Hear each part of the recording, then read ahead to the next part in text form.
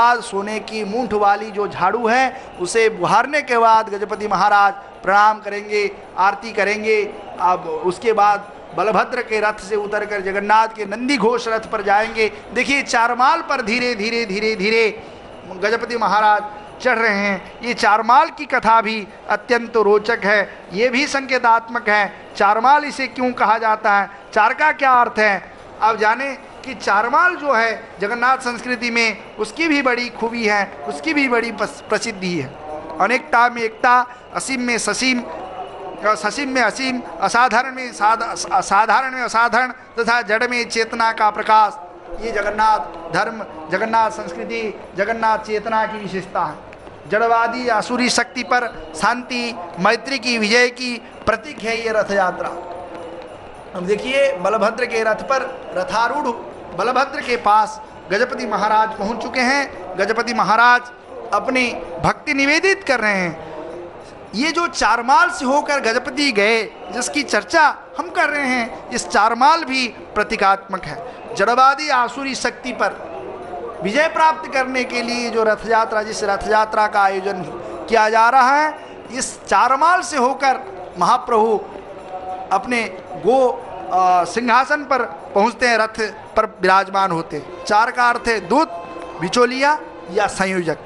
माल का अर्थ है श्रृंखला, अतः चारमाल का अर्थ है ब्रह्म और रथ का संयोजक, यानी रथ और ब्रह्म को जोड़ने वाला जो वस्तु, जोड़ने वाली जो वस्तु है। राजनीति की फिर उसके बाद होती है ये झाड़ू बुहारने वाली प्रक्रिया, इसलिए इसको दो खंडों में बांट दिया गया है।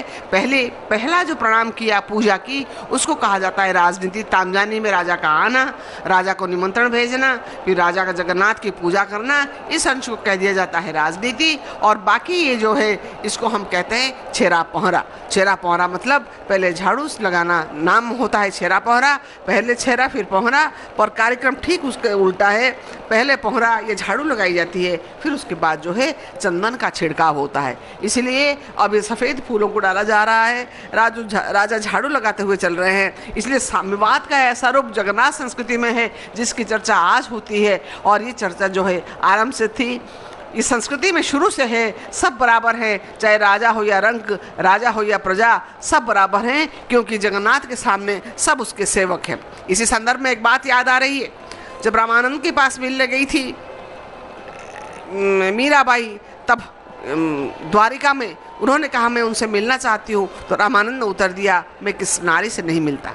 तो मीराबाई ने उत्तर दिया था कि इस संसार में, इस तमाम जगत में मैं जानती हूँ कि एक पुरुष है, बाकी सब नारी है। जिन्होंने ये सूचना मेरे पास भिजवाई है, मैं सोचता हूँ वे भी नारी है, क्योंकि जीवात्मा जो है वह स्त्रीत्व का प्रतीक है, परमात्मा परमेश्वर जो है परम तत्व का प्रतीक है। ये जीवात्मा उस परम तत्व से मिलने के लिए निरंतर प्रयत्नशील रहती है। इसीलिए अपनी गलती का अनुभव किया रामानंद ने, और तुरंत उसको इस बात का आभास हो गया और मीराबाई को उन्होंने बुलाया था। इसीलिए मीरा हमेशा कहती हैं वही वाला भाव, वही एक आत्मसमर्पण, वही एक प्रेम का भाव या संपूर्ण समर्पण का भाव, उसको यहाँ देख सकते हैं आप। राजा में भी मीरा ने कहा था, मीरा भी सम्राज्ञी थी, राणा ने उनको जब विष दिया तब उन्होंने उसको अमृत मानकर पी लिया, क्योंकि उनका संपूर्ण आत्मसमर्पण किस में था? संपूर्ण आत्मसमर्पण था कृष्ण में। इसीलिए ये जो राजा हैं इनका भी संपूर्ण आकर्षण जो है, संपूर्ण समर्पण, वही कृष्ण, वही परम तत्व, वही परमेश्वर, वही जगन्नाथ जो कभी कृष्ण के रूप में पूजित होते हैं, तो कभी राम के रूप में पूजित होते हैं, तो कभी गणपति के। अब राजा ने जो है छिड़काव करना शुरू किया, जिसके के बारे में हमने आपको सूचना दी थी, इसको हम कहते हैं छेरा।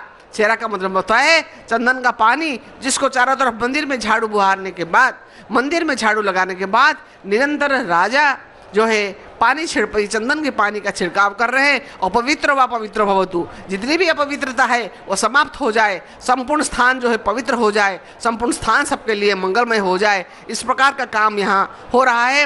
राजा निरंतर छेरा यानी चंदन के पानी का छिड़काव कर रहे हैं, हर अपवित्र स्थल को पवित्र किए जा रहे हैं, क्योंकि आज इस पवित्र स्थली से फले में लाखों लोग आए हैं, करोड़ों लोग आए हैं, जिनके मंगलमय जीवन की कामना राजा करते हैं। और सब में अपनी दोनों आँखों से सब में प्रेम बरसाने के लिए, सब में मंगलमय जीवन, सबको मंगलमय जीवन का दान देने के लिए यहाँ राजा पधारे हुए हैं। तो जगन्नाथ की बात जब आ रही है, आप लोगों के सूचनार्थ आपको एक बात मैं बताऊं, जगन्नाथ का ये आज का जो रथ यात्रा का जो वेश है, ये आज का अकेले का वेश नहीं है। जगन्नाथ कई वेश धारण करते हैं। उन वेशों की सूचना मैं सोचती हूँ कि आपको दे दूँ। जगन्नाथ की पूजा कौन कौन किस किस तरह से करता है, ये हमारी बुद्धि से परे है, क्योंकि वे देवताओं द्वारा पूजित हैं, गंधर्वों द्वारा पूजित हैं, मानव द्वारा पूजित हैं, पांडवों के द्वारा पूजित हैं, और विभिन्न देवता, देवी देवता और गंधर्व किन्नर सबके द्वारा वो पूजित होते हैं। इसलिए अपने इस गह्वर में रह करके, अपने इस नीलांचल में रह करके सबके द्वारा पूजित होने वाले श्री जगन्नाथ भक्तों के भावानुरूप, भक्तों की इच्छा के अनुसार विविध रूपों को धारण करते हैं। ये देखिए, ये कार्यक्रम समाप्त हुआ। एक तरफ ये चंदन के पानी का छिड़काव करने के बाद राजा उत्कल के राजा प्रणाम, हाथ जोड़ करके पुनः प्रणाम कर रहे हैं, और जगन्नाथ, बलभद्र, सुभद्रा तीनों को प्रणाम करने के बाद वह चारमाल से नीचे उतर आएंगे। फिर रथ खींचने का कार्यक्रम आरंभ होगा। तो मैं आपको बता रही थी जगन्नाथ की वेश की बात। तो श्री जगन्नाथ अखिल विश्व के संस्थापक हैं, संरक्षक हैं और इस विश्व के संचालक हैं। उनकी लीलाएं मानव मात्र को मानव प्रेम और विश्व बंधुत्व और समन्वय की शिक्षा देती है। उनके वेश में भी कुछ ऐसे ही संकेत झलक उठते हैं। भक्त की भक्ति से बंधे महाप्रभु श्री जगन्नाथ भक्त की रक्षा के लिए रत्न सिंहासन तक को छोड़ देते हैं। द्वित क्रीड़ा को आधे में बंद कर गज के उद्धार के लिए निकल पड़ते हैं, और उनके आगे भक्त से बढ़कर कुछ नहीं है।